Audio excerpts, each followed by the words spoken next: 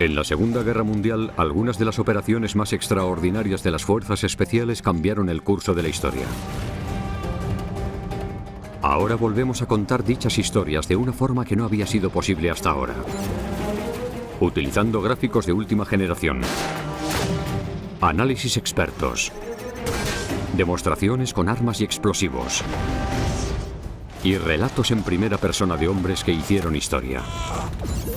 Examinaremos desde un punto de vista forense cómo transcurrieron exactamente dichos acontecimientos, minuto a minuto. Ahora podremos revelar si fue una táctica bien diseñada o simple suerte lo que triunfó al final. En este episodio, el SAS, una fuerza secreta británica, se embarcará en una misión suicida, tal y como nos contará su oficial al mando, el comandante David Stirling, y los hombres más importantes de dicha operación. En el desierto del Sáhara tendrán que infiltrarse sin ser detectados tras la línea enemiga, organizar un ataque en un aeródromo alemán y con ametralladoras destruir docenas de aviones. Si son capaces de dejar a los alemanes fuera de combate, podrían ayudar a cambiar el curso de la guerra en el norte de África. Cuerpos de élite de la Segunda Guerra Mundial, el SAS contra Rommel.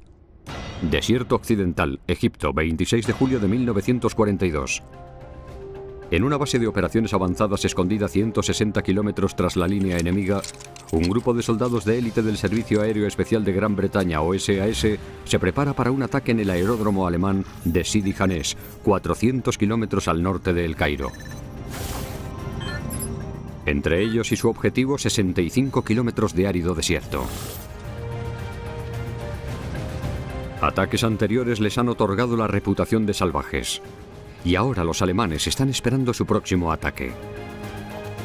Así que esta vez deciden utilizar una flota de 18 jeeps cargados con ametralladoras. Es crucial que triunfen. Si no, eso podría provocar que las potencias del eje continúen con sus victorias en Oriente Medio. A estas alturas de la guerra, la Alemania nazi va ganando. Las fuerzas de Hitler controlan la mayor parte de Europa, amplias franjas de Rusia y gran parte del norte de África. Estos próximos meses supondrán un punto de inflexión en el conflicto global. Los norteamericanos se acaban de unir a la batalla y Gran Bretaña ha estado la mayor parte del tiempo sola, incapaz de controlar la marea nazi durante casi 3 años de guerra.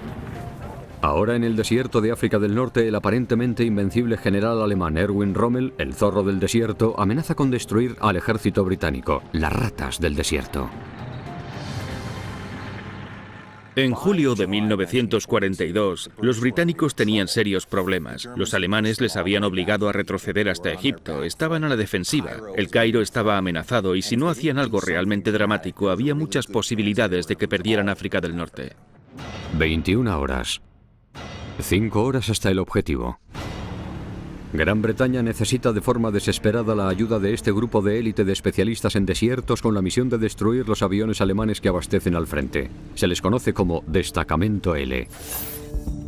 A la cabeza del convoy de jeeps va su oficial al mando, un aristócrata escocés de casi 2 metros, el comandante David Stirling. Sus cualidades de liderazgo y sus teorías revolucionarias clandestinas le convertirán en el padre de todas las fuerzas especiales del futuro. El Servicio Aéreo Especial ha sido idea suya. Una unidad de élite diseñada para llevar a cabo ataques tras la línea alemana y luchar directamente contra Rommel y sus Afrika Korps. Muy pocos soldados del ejército británico tuvieron la oportunidad que tuvimos nosotros. Con suerte, acabaríamos con todas las fuerzas de Rommel.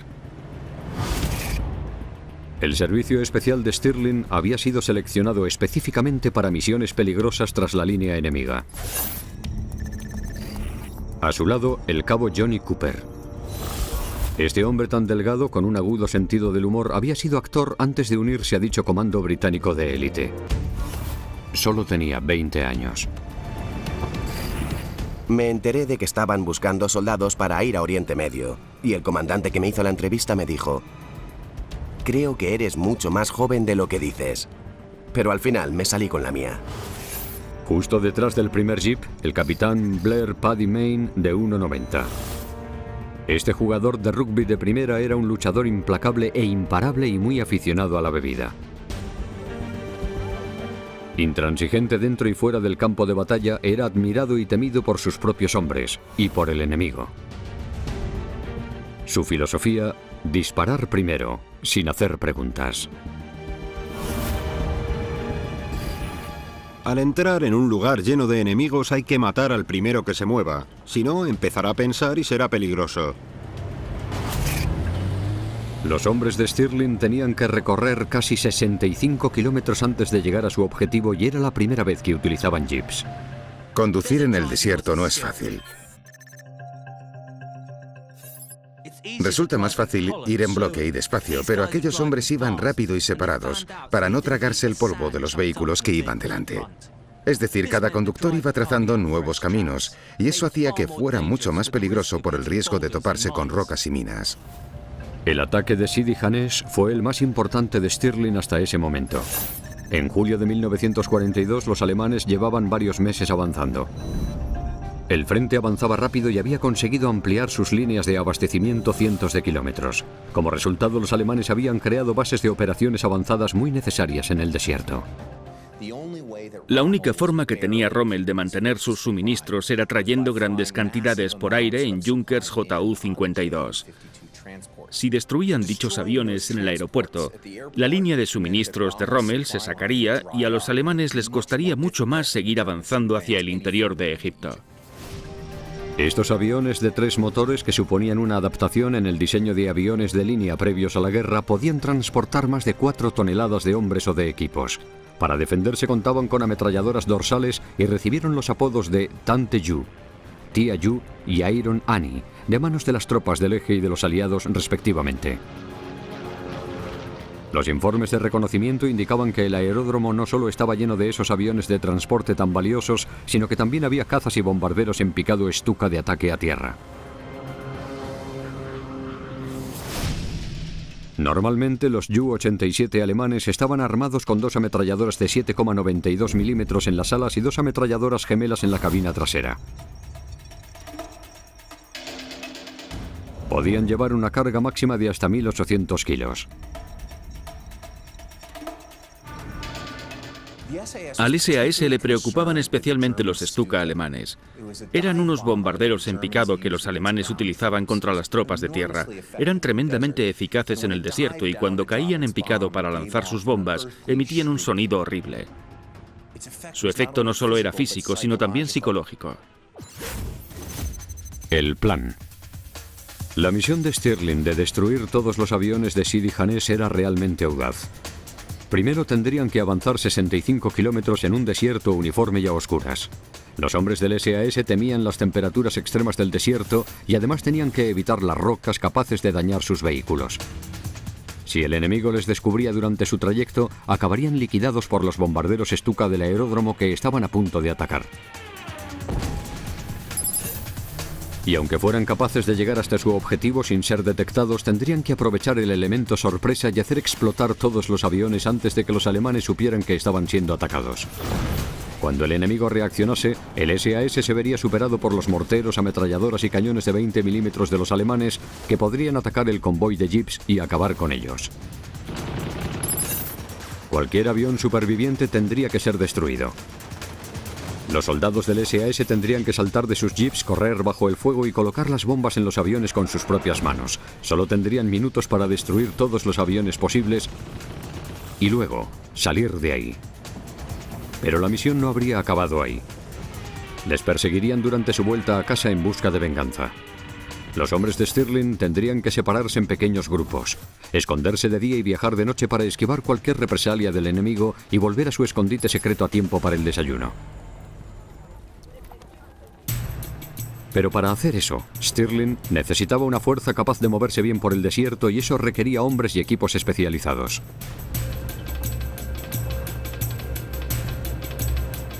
En 1941, Stirling se estaba recuperando de una grave lesión en el hospital de El Cairo después de un accidente en paracaídas cuando se le ocurrió el concepto de SAS.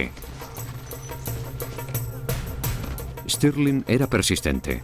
Había convencido al alto mando británico de que creara una fuerza encubierta de élite especializada en ataques rápidos tras la línea enemiga con el objetivo de destruir aeródromos, puertos y centros de suministro.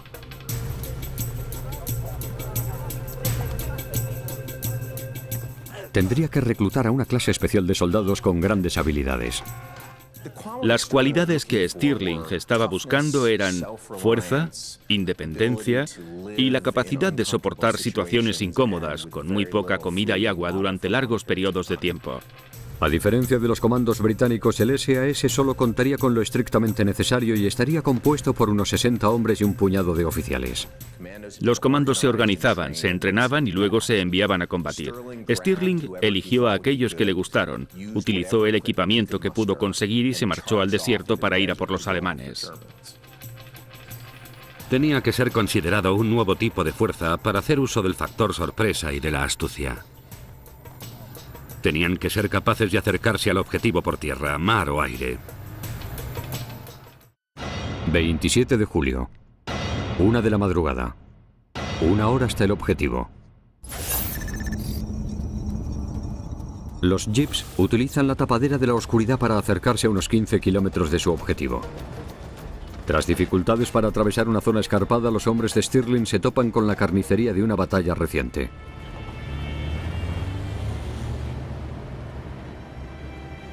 En la parte trasera del convoy va un joven oficial, el teniente Carol Mather. Este joven oficial tenía intención de convertirse en explorador del Ártico y era un buen cazador de zorros. Pero ahora tenía que enfrentarse a unas terribles vistas y al agrio olor de la guerra. Descendimos hasta un antiguo campo de batalla, donde había cadáveres británicos aún sin enterrar, a plena luz de la luna. Los restos de los tanques y los cadáveres parecían fríos e incómodos. Así que le pegué otro trago al ron. A Cooper, de 20 años, le trajo de vuelta a la realidad.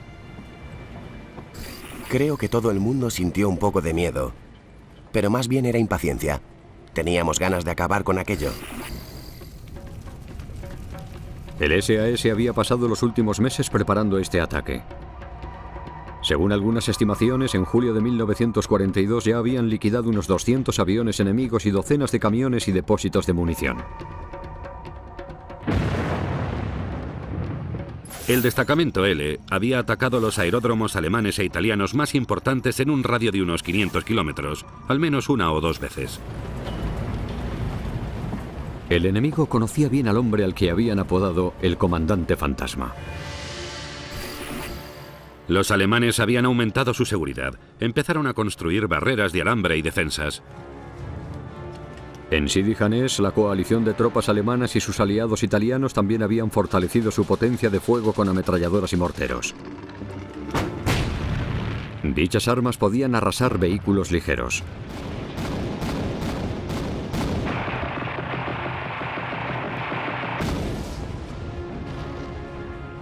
Stirling no tenía ni idea de lo que se iba a encontrar, pero en ese momento estaban a punto de entrar en la boca del lobo. Para que el SAS pudiese ganar a una defensa alemana tan bien preparada, necesitaban nuevas tácticas.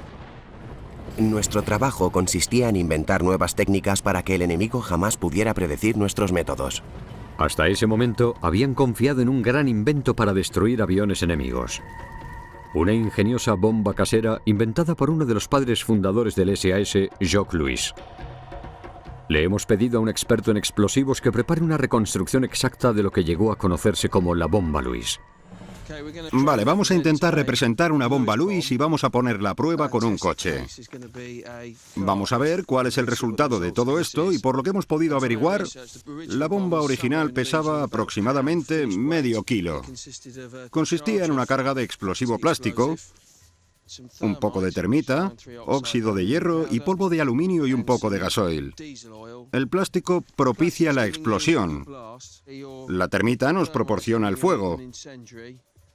Y creo que la idea del gasoil era aumentar los efectos del fuego y además unirlo todo para formar una pasta homogénea. Colocamos el detonador y lo metemos en el coche. Para demostrar la capacidad destructiva de una de estas pequeñas bombas caseras en un avión de la Segunda Guerra Mundial, vamos a utilizar un coche moderno con reputación de indestructible.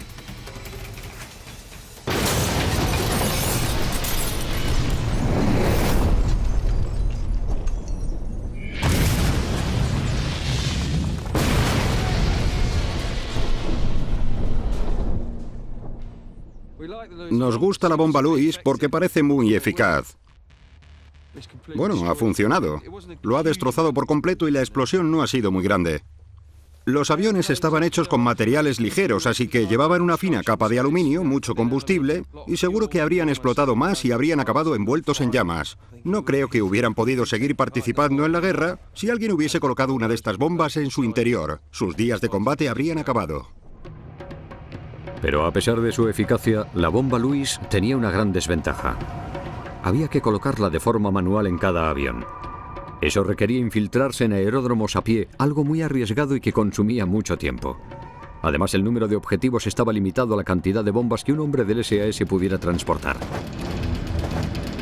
Pero un revolucionario vehículo de guerra, el Jeep Willys, fabricado por Estados Unidos, estaba a punto de proporcionarle a Stirling una nueva forma de atacar aeródromos. Fue capaz de conseguir 20 justo antes del ataque a Sidi Hanesh. Como la mayoría de los equipos del SAS, estos jeeps estaban modificados. Eran un medio de transporte, un sistema de supervivencia y una plataforma de armas.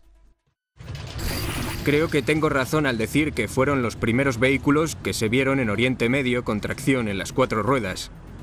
Supuso una gran mejora para cruzar zonas arenosas. Además, eran versátiles y tenían un consumo decente. La carga habitual era de 2 hombres y su kit. Para operaciones podíamos meter a un hombre más.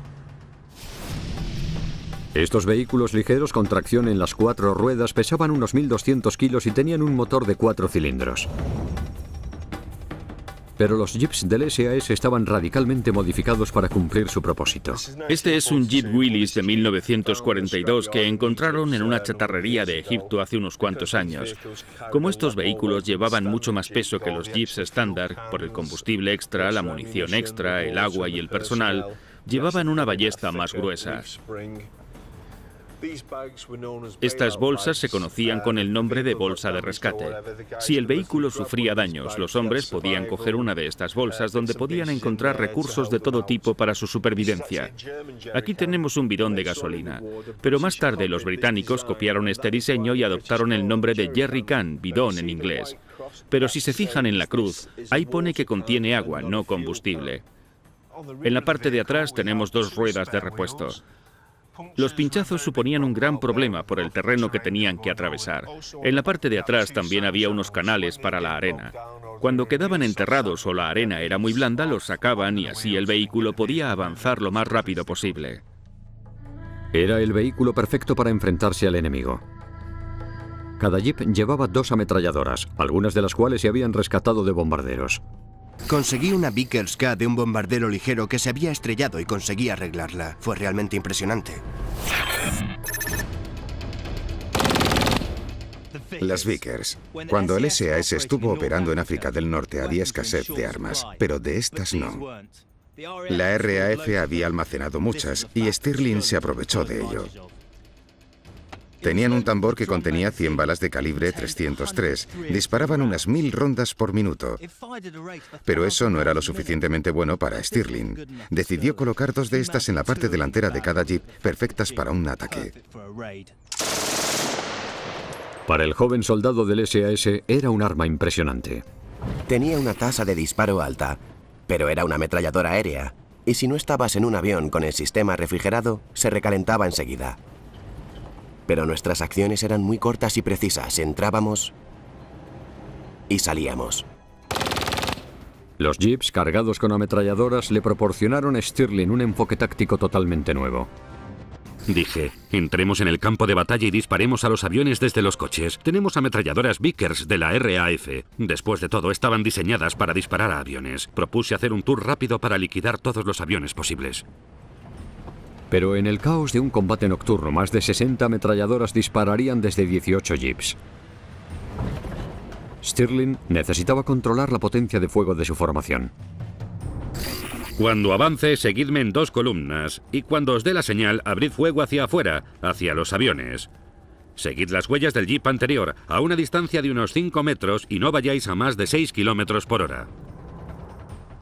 Cualquiera habría esperado que el SAS siguiera el lema de velocidad, agresividad y sorpresa, y que entraran y salieran lo más rápido posible. Pero en el caos de un ataque nocturno era importante que maximizaran su potencia de fuego sobre sus objetivos y evitaran el fuego amigo. Stirling va en el primer vehículo y su flota le sigue de forma segura. Solo tiene que disparar una baliza verde para desatar el infierno. Cuando abrimos fuego, el ruido fue ensordecedor. Tuve que prestar atención para no inclinarme hacia adelante ni hacia atrás en la línea de fuego. Esta formación en forma de punta de flecha con el jeep de Stirling disparando hacia adelante y 2 columnas detrás, cada una disparando a derecha e izquierda, le daba al convoy un arco de fuego de 360 grados.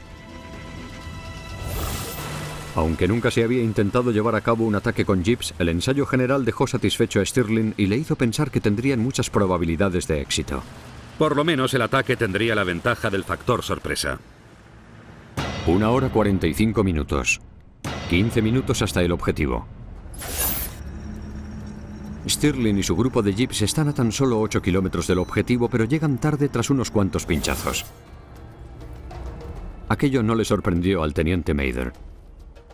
Habíamos sufrido unos 15 pinchazos antes de llegar a nuestro objetivo, y cada uno de ellos nos había retrasado unos 5 minutos.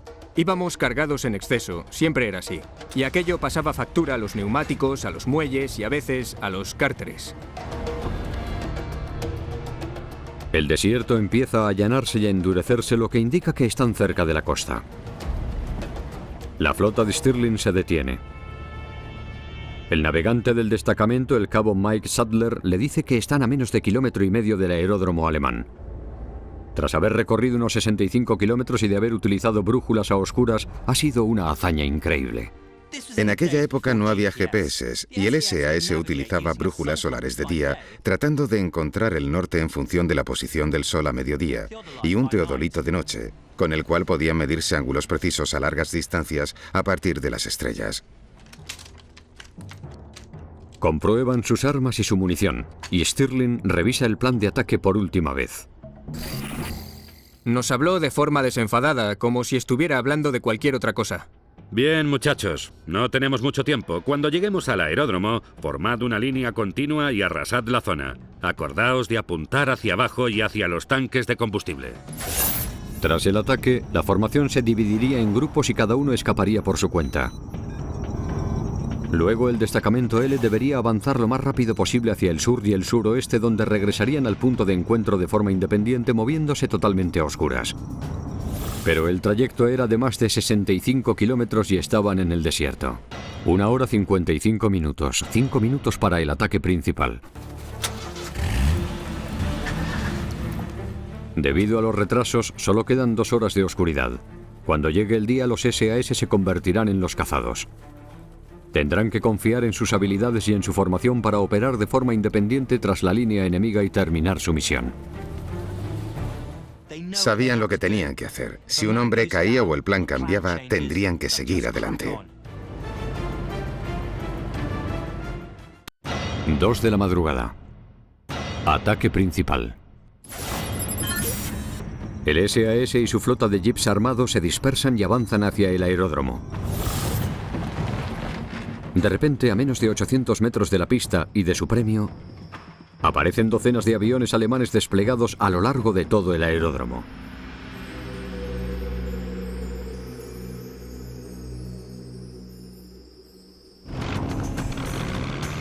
El SAS se alegra al ver algunos de los aviones más letales construidos hasta la fecha.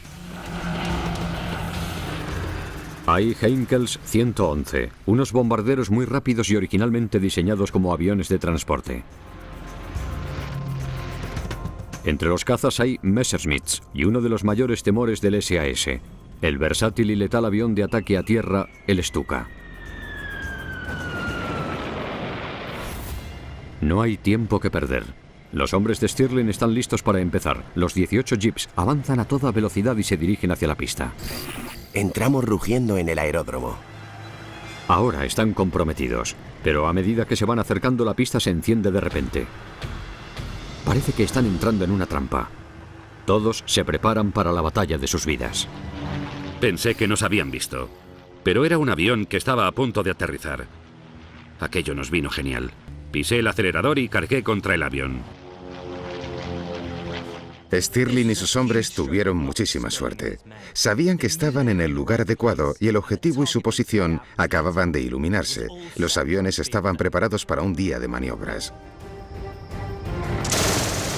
Stirling abre fuego hacia el Heinkel en movimiento. El resto de jeeps se unen con sus dos Vickers. A medida que va avanzando por la pista, el Heinkel acaba hecho trizas. A continuación, Stirling dirige sus hombres hacia las dos filas de aviones. Dispara su pistola de bengalas. A su señal, los jeeps se colocan en forma de punta de flecha. Cooper abre fuego enseguida. Se colocó directamente en mitad de la pista. A cada lado teníamos un montón de aviones. Utilizamos ambos Vickers para disparar. Mather, el más experimentado, va en la parte trasera del convoy de Stirling. Seguimos a David en dos columnas. En un minuto estábamos situados entre los aviones. Había Messerschmitts, Stukas, Junkers y Heinkels por todas partes. Avanzamos lentamente, como una serpiente, disparando a todos los aviones a nuestro paso. Cada uno de los Vickers tenía un alcance efectivo de más de 1,5 kilómetros, así que las 60 ametralladoras llegaron a disparar más de 60.000 rondas por minuto. Las recámaras de nuestras ametralladoras contenían una mezcla de proyectiles, balas perforantes, balas trazadoras y balas incendiarias. Las balas son mucho más de lo que parecen. El SAS solía utilizar 3 tipos. Balas estándar, diseñadas para matar. Balas perforadoras, mucho más afiladas y duras, hechas de tungsteno y diseñadas para penetrar metal y superficies blindadas. Y las balas trazadoras, que lo iluminaban todo al volar por el aire. Aquello permitía a los soldados ver hacia dónde disparaban y aproximarse al objetivo. Al combinar y mezclar estos 3 tipos de balas en los mismos cartuchos, el SAS podía mantener un fuego muy preciso a oscuras y matar, aplastar y liquidar cualquier objetivo. Era como disparar patos. Disparábamos a esos Junkers y Stukas y veíamos cómo las balas atravesaban el fuselaje y luego explotaban.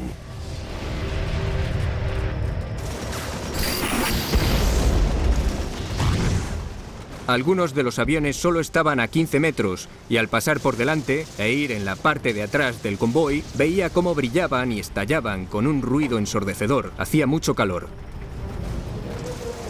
El enemigo no está dispuesto a quedarse de brazos cruzados. Los alemanes se apresuran a iniciar una desafiante defensa. Fuego antiaéreo, morteros y armas personales empiezan a abrir fuego sobre el convoy de jeeps. Uno de los ametralladores, el bombardero John Robson, recibe un disparo en la cabeza. Muere de forma inmediata. Los hombres de Stirling, expuestos en la pista y alumbrados por el fuego de los aviones, empiezan a recibir una tormenta de balas. El ataque del SAS provoca un revuelo entre los defensores alemanes. Disparamos hacia sus cabañas y tiendas y vimos cómo un par de hombres corrían de forma desesperada. Cualquier resistencia es aniquilada sin piedad por los múltiples Vickers. Pero entonces una de las temidas posiciones antiaéreas empieza a disparar proyectiles hacia el convoy de Stirling. Seguíamos avanzando cuando un cañón antiaéreo situado a unos 300 metros abrió fuego sobre nosotros. Nuestras ametralladoras devolvieron el ataque, pero habían conseguido darle a uno de los jeeps situado en el centro de nuestro convoy. El jeep de Stirling recibe un impacto directo. De repente oímos una explosión brutal y paramos. David gritó: «Seekins, sal y mira qué ha pasado». Había un agujero en el motor. Nos habían dado. Y habían atravesado el capó. Un proyectil de 20 milímetros. Stirling ordena a sus hombres que disparen hacia el cañón antiaéreo que ha golpeado su jeep.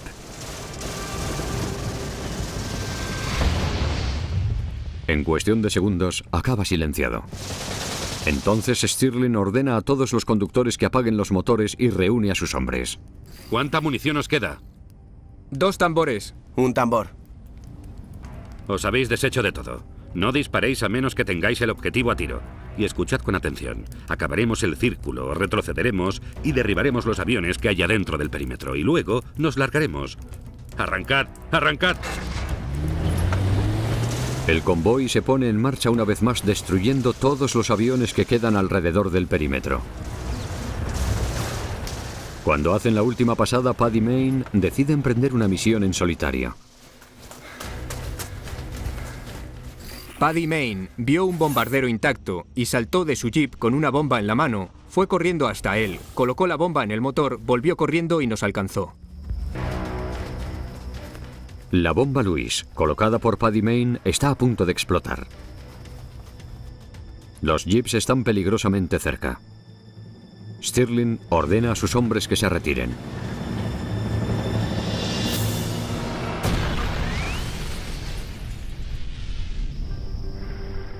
El convoy escapa por poco de la explosión de la bomba Lewis colocada de forma impulsiva por Paddy Mayne. Pero su peligrosa misión ha concluido. Habíamos conseguido liquidar 30 aviones y dañado muchos más, pero perdimos a un hombre, asesinado. Todo aquello nos había llevado 15 minutos.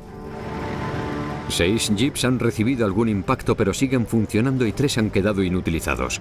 Pero el SAS no puede permitir que uno de sus preciados vehículos caiga en manos del enemigo. El SAS siempre intentaba no dejar dos cosas atrás. En primer lugar, hombres y en segundo, equipos. El enemigo conseguiría información importante a través de ellos. Colocan una bomba Lewis en dichos jeeps. Stirling y Cooper se suben a otro con el cadáver del soldado caído John Robson. Todos los jeeps salen del aeródromo y emprenden una rápida huida. Salimos corriendo del aeródromo mientras nos perseguían. Un avión explotó a nuestro alrededor y cuando abandonamos el perímetro, uno de nuestros jeeps se convirtió en una bola de fuego. Pero ahora se enfrentan a la tarea más dura, volver a casa vivos. Sin munición para las ametralladoras Vickers, los hombres de Stirling solo cuentan con sus armas personales. Stirling convenció al cuartel general de que nos dejara llevar sus fusiles Thompson, pistolas y todos llevábamos Webleys. Solo eran para defendernos. La pistola Webley era el revólver de los oficiales del ejército británico. Estaba diseñada para llevarla escondida en la ropa, pero había que tener mucha suerte para darle algo que estuviera a más de 10 metros. Disparaba proyectiles del calibre 38. Era sencilla y tenía pocas partes activas, así que era menos probable que se atascase o fallase. Pero como la mayoría de los revólveres, era lenta de cargar y en este caso solo era capaz de disparar 6 rondas. Era anticuada para una guerra en constante evolución. 2 horas 15 minutos. Ataque principal completado. Dejando atrás más de 30 aviones en llamas, el convoy de jeeps del SAS, siguiendo el plan original de Stirling, se divide en grupos más pequeños. Nos adentramos en el desierto en grupos de 2 y de 3, como habíamos acordado. El objetivo era separarse lo más posible los unos de los otros y del enemigo. Hay 2 formas tácticas de escapar tras un ataque. La primera consiste en permanecer unidos para combinar potencia de fuego, suministros y munición. La segunda consiste en separarse en diferentes grupos para que resulte más difícil rastrearte. Aquellos hombres sabían que en cuanto saliera el sol, una fuerza aérea enemiga les atacaría en pleno desierto. Condujimos muy rápido, contemplando las estrellas a nuestro paso y esperando ver los primeros rayos de sol del amanecer. 5 horas 30 minutos, 3 horas después del ataque principal. El amanecer deja al descubierto a los grupos de jeeps que atraviesan el desierto. A la mayoría aún le quedan unos 15 kilómetros por recorrer antes de estar a salvo en la base de operaciones avanzadas. Pronto los alemanes irán a por ellos. El desierto puede ser tu mejor amigo o tu mayor enemigo. Es un campo de batalla muy limpio. No hay civiles y no hay edificios. La desventaja es que no hay lugares para esconderse del enemigo. Una vez expuesto, estás muerto. Los rastros de polvo se pueden ver a kilómetros de distancia y se oyen ruidos, así que durante el día conviene ir despacio. Y en ese momento aquel golpe de suerte empieza a jugar en su contra. El grupo de Stirling está formado por 4 jeeps. Uno de ellos para. El motor se ha estropeado. La única opción que tienen es abandonarlo y hacerlo explotar para que el enemigo no pueda utilizarlo. 14 hombres van a bordo de 3 jeeps y continúan su carrera hacia un lugar seguro. El pequeño convoy va demasiado cargado y cada vez va más despacio. Cuando el sol empieza a salir, se dan cuenta de que se han perdido y de que son vulnerables a un ataque aéreo. Encuentran una especie de depresión del terreno y se ponen a cubierto entre la maleza. Un par de minutos más tarde solo se oye el silencio y una inquietante calma. Es una oportunidad para descansar, reagruparse y enterrar a su compañero. John Robson, recientemente reclutado, solo tenía 21 años cuando perdió la vida en Sidi Hanesh. Sin ninguna oración preparada, Stirling improvisa un funeral. Creo que deberíamos colocarnos alrededor de la tumba un minuto. No había cruz. Pero durante aquel momento, perdidos en mitad de la nada, hubo dignidad. Mientras, a unos 30 kilómetros de la base de operaciones avanzadas, el convoy de Carol Mather vuelve a tener suerte. Las estrellas palidecieron y salió el sol, y con ello llegó una bendición.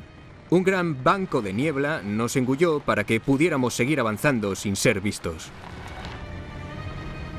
Pero no dura mucho. 30 minutos después, la niebla empieza a levantarse, dejándoles expuestos y convirtiéndoles en presa fácil para los alemanes. Delante teníamos arbustos pequeños y dispersos, y algunos de ellos medían aproximadamente unos 30 centímetros. Dispersamos nuestros vehículos entre ellos y los camuflamos. La supervivencia en el desierto depende del arte del camuflaje. En el SAS eran expertos en ponerse a cubierto en zonas uniformes. Viajar de noche implica que de día tienes que quedarte quieto y pasar desapercibido escondiendo tu vehículo en las sombras y, por supuesto, pintándolo de rosa. Para difuminar los contornos del vehículo, en vez de usar un tono beige uniforme, el SAS utilizaba varias combinaciones distintas de pintura. Uno de los soldados camufló un vehículo y yo le dije, no se hace así. Y aquel tipo se dio la vuelta y me contestó, claro, aquí tienes las herramientas, hazlo tú mismo. Cuando acabé se murió de la risa. Dijo que era algo propio de una feria. Había rosas, azules, verdes, amarillos, todo colores pastel. Para la gente que odia el desierto es soso y marrón, pero para aquellos que les gusta hay una amplia gama de colores. Yo adoro el desierto. Incluso con los mejores disfraces, siempre cabe la posibilidad de ser descubierto por el enemigo. Para evitar ser apresados con sus vehículos, los hombres los vigilarían desde sus posiciones. El equipo de Mather se esconde entre unos arbustos altos y decide recuperar fuerzas con un pequeño desayuno. En cuanto el té empezó a hervir y las salchichas a chisporrotear, apareció el primer avión. ¡Avión!, gritó alguien con voz firme. Era un Stuka que iba volando en zigzag y buscando la forma de bajar hasta la zona escarpada. Les dije a aquellos hombres que se dispersaran a 400 metros de los vehículos y que no se moviesen. Enseguida el cielo se llenó de aviones, dando vueltas a nuestro alrededor como un enjambre de abejas, buscando venganza por el ataque de la noche anterior. No es la primera vez que tienen que enfrentarse a un aterrador ataque como este. Mather y sus hombres están totalmente indefensos cuando los Stukas alemanes inician el ataque. Todos nos quedamos quietos mientras nos sobrevolaban, pero al mismo tiempo disparaban sus ametralladoras, no hacia nosotros, sino hacia el risco que teníamos delante. Estaban ciegos y no nos veían. Pasan por alto la posición oculta de Mather, pero otro convoy de jeeps del SAS sigue expuesto y corre peligro de ser visto. Es un pequeño contingente de paracaidistas franceses que están en la línea de fuego. El cabo André Sirengel recibe un tiro en el hombro. Ambos hombres saltan del jeep e intentan escapar, pero Sirengel cae abatido. Es el segundo hombre en morir en el ataque a Sidi Hanesh. Los Stukas les atacan 9 veces antes de marcharse, pero cuando vuelven saben exactamente dónde buscar a los jeeps que han huido. 18 horas 30 minutos, 15 horas y 30 minutos después del ataque principal. Carol Mather reza para que caiga la noche y puedan escapar de sus posiciones. A medida que la noche iba cayendo, retiramos los camuflajes y repostamos combustible y agua. Al tener que orientarse solo con una brújula y las estrellas, Mather decide confiar en su instinto para volver al cuartel general. Empecé a sentir de nuevo esa sensación de intranquilidad. Me daba miedo que estuviésemos perdidos y nos quedáramos sin combustible. Decide continuar independientemente del rumbo que marca la brújula. 28 de julio, 6:30 horas. Al equipo de Stirling solo le quedan 80 kilómetros de combustible cuando llegan a una inesperada cima. Bajo ellos, a unos 50 metros, hay un camión bajo una red de camuflaje y algunos hombres deambulando a su alrededor. Me alegré de estar en casa.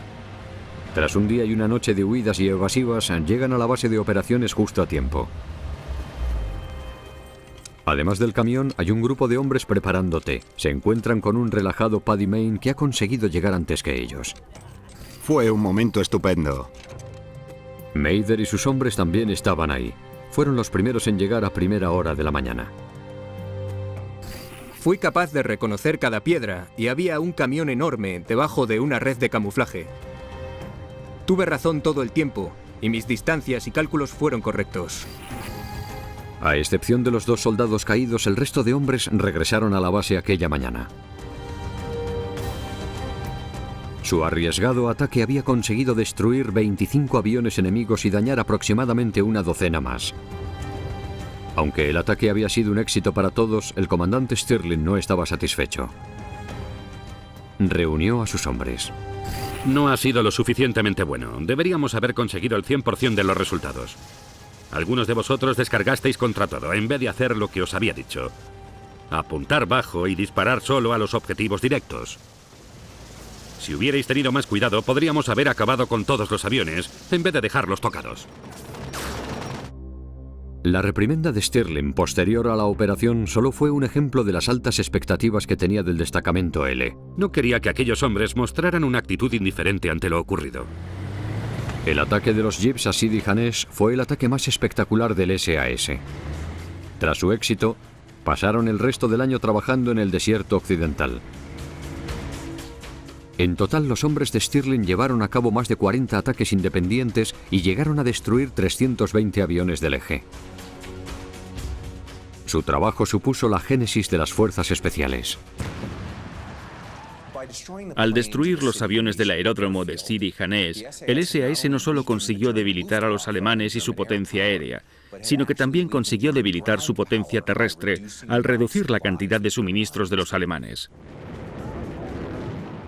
Julio de 1942 acabó siendo un punto de inflexión en la Segunda Guerra Mundial. El avance de Rommel llegó a su fin en el Alamein. Los aliados acabaron echándole de Egipto en 3 meses y del resto de África en un año. El SAS fue legendario. Provocaron más daños que cualquier otra unidad de su mismo tamaño. Para Stirling, el hombre al que Rommel había apodado el comandante fantasma, el ataque de Sidi Hanesh supuso la cima de su carrera como comandante del SAS. Pero su cerco se iba cerrando. En enero de 1943 fue capturado por los alemanes durante un ataque. Consiguió escapar, pero fue recapturado por los italianos. Consiguió escapar 4 veces más antes de acabar en el infame castillo Colditz, en el corazón de Alemania, donde pasó el resto de la guerra. Sir David Stirling, el padre fundador del SAS, fue nombrado caballero en 1990. Paddy Mayne continuó con su misión personal recorriendo África del Norte hasta que fue ascendido a teniente coronel y oficial al mando del primer servicio especial aéreo. Le denegaron, de forma polémica, una Cruz Victoria, pero fue condecorado con la Cruz por Servicio Distinguido 4 veces. Carol Mather también fue capturado pero consiguió escapar. Después de la guerra siguió sirviendo en el Parlamento. Consiguió abrirse camino en el Partido Conservador británico y acabó siendo la mano derecha de Margaret Thatcher. Fue nombrado caballero en 1997. Aquellos hombres fueron el núcleo de la SAS de Stirling. Sus rápidos ataques en África del Norte inspiraron su lema «Quien arriesga, gana». Un lema que cambiaría la guerra moderna para siempre.